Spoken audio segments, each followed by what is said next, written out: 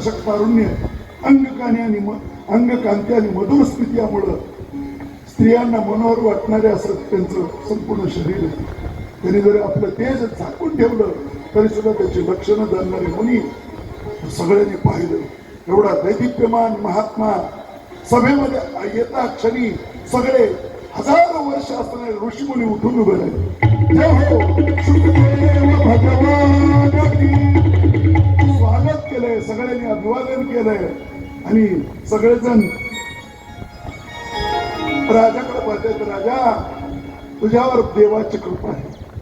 अरे आम्हाला कुणाला कळत नव्हतं, तुला काय उपाय सांगावं. भगवान परमात्म्यानंच नियोजन केलंय आणि या ठिकाणी हे आलेले आहेत. आणि म्हणून परीक्षित त्या ठिकाणी विचारतो, हे ब्रह्मस्वरूप भगवान, आम्ही अपराधी क्षत्रिय असूनही आम्ही आपल्यासारख्या महात्म्यांच्या सत्संगाचे अधिकारी ठरलो. आम्ही भाग्यवानांचं घर ताबडतोब पवित्र होतं. नुसतं स्मरण केलं तर सत्य शुद्धांती वैग्रह. साधू महात्म्याचं नुसतं स्मरण केलं आपल्या घरात तरी सुद्धा आपलं घर पुनीत होतं, पावन होतं. आणि मग दर्शन तर वेगळीच गोष्ट. एखादा साधू आपल्या घरात आला, त्याची पूजा करायचं भाग्य आपल्या जीवनात आपल्याला लाभलं तर मग कोण त्या भाग्याचा पार आहे. आणि म्हणून हे योगीवर ज्याप्रमाणे विष्णूच्या समोर दैत्य थांबत नाहीत, त्याप्रमाणे आपल्या समोर मोठमोठी पापे नाहीशी होतात. आणि म्हणून मी तुम्हाला असं विचारतो, महाराज मला सांगा, म्रियमानस पुरुषस्य यत्कार्यं म्रियमानस्य सर्व. मरणाऱ्या माणसानं काय काम करावं, कशाचा जप करावा, मनुष्यानं काय ऐकावं, कोणता जप करावा, कोणतं कर्म करावं, कुणाचं स्मरण करावं, कुणाचं भजन करावं आणि कशाचा त्याग करावा. 6 प्रश्न ऐकावं. मनुष्यानं कोणता जप करावा, माणसानं कोणतं कर्म करावं, माणसानं कोणाचं भजन किंवा कोणाचं स्मरण करावं आणि कशाचा त्याग करावा. 6 प्रश्न विचारले राजाने. आणि हे ब्रह्मदेवता, आपण मला लवकर सांगा, कारण आपल्यासारखा महात्मा कुणाच्या दारात गायीची धार काढण्यापुरता सुद्धा थांबत नाही. हो दोहनम क्वचित. आणि म्हणून मला लवकर सांगा. शुकाचार्य सांगतात, राजा काय प्रश्न विचारतोस, केवढी आदब आहे तुझ्यामध्ये. अरे तू सम्राट आहेस, पण सम्राटपणाचा कोणताही गर्व तुझ्यामध्ये. कसा असावं संतांजवळ, संतांच्या जवळ मर्यादेने असावं. पण राजा ऐक, गडबड करायची काही गरज नाही. अजून 6 दिवस आहेत, 7 दिवस आहेत. 7 दिवसानंतर तुला मृत्यू येणार. काय करणं, मी तुला हे सगळं सविस्तर सांगण्याकरताच आले. तुझ्या माध्यमातून मला श्री क्षेत्र दत्तघाट इथं उपस्थित असणाऱ्या भाग्यवान श्रोत्याचंही कल्याण करायचं. संपूर्ण भारतवर्षात असणाऱ्या सर्व भाग्यवान श्रोत्यांचं कल्याण करायचंय. तुला जरी 7 दिवसात ही गडबड असली तरी मी तुझ्यासाठी वेळ घेऊन आलो. 7 दिवसाची वेळ काढली. तुला सगळं मी सविस्तर सांगणार आहे. तो जो प्रश्न विचारलाय तो संपूर्ण जगाचं कल्याण करणार. वरियानी विषते प्रश्न.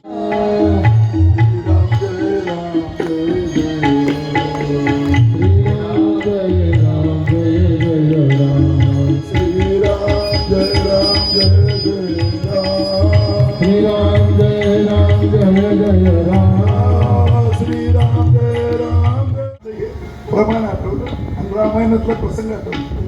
ज्यावेळी शूर्पणखेचं नाकात कापले, शूर्पणखा आरडत ओरडत कुठं गेली, रावणाकडे गेली. रावण त्यावेळी चौकोला निर्मित, पांडव निर्मित चौकोला पाहतो. बरोबर ना, मी वाचलेलं सांगतो. पांडव निर्मित चौकोला पाहतो म्हणजे नाच गाणं पाहतो. शूर्पणखा आरडत ओरडत गेली, भैया क्या करा है, अरे इसे खानदान का नाश होता. कुणाला कळतं हे? शूर्पणखा म्हणते, नाच गाना देखने से खानदान का नाश होता है, फिर भी हम घर में दो चार टीवी से लगा के रात दिन इसे खानदान का हा विचार कोणाचा आहे? हा विचार शूरपणकाचा. शूरपणका सांगते भैया इस दंडकमंड में दो साधु आए हैं, हे भैया इस दंडकमंड में दो तपस्वी आए हैं, संग नारी सुकुमारी सीता कुवारी को लाए हैं. एकाची पत्नी तिच्या बरोबर आहे, तिचं नाव सीता आहे असं ज्यावेळी मला कळलं आणि या सीतेच्या संयमारामध्ये बाबा तुझा मोठा अपमान झाला होता आणि म्हणून मला राग आला. मी सीतेजवळ गेले, तिचं थोडस छेडखानी करायचा प्रयत्न केला आणि मग माझं त्या ठिकाणी त्या दोघांनी त्यातल्या धाकट्यानं माझे नाक आणि कान मैं उछल पड़ी उस सीता जी से मिलना चाहा, तो उस बड़े तपस्वी ने मुझसे छल करना चाहा.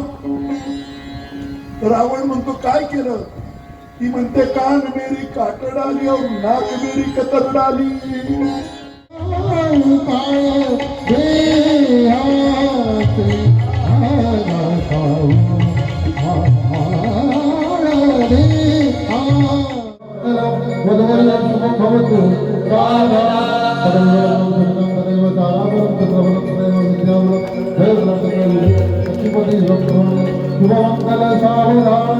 कुलदेवता शिक्षण सावधान इष्टदेवता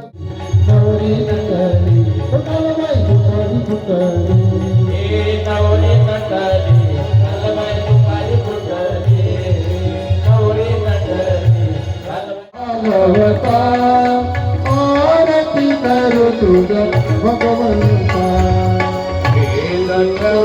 तेरे मधुर फला द्वादश सोपाने तेरा माझा भक्त जल भरिता हरि हरि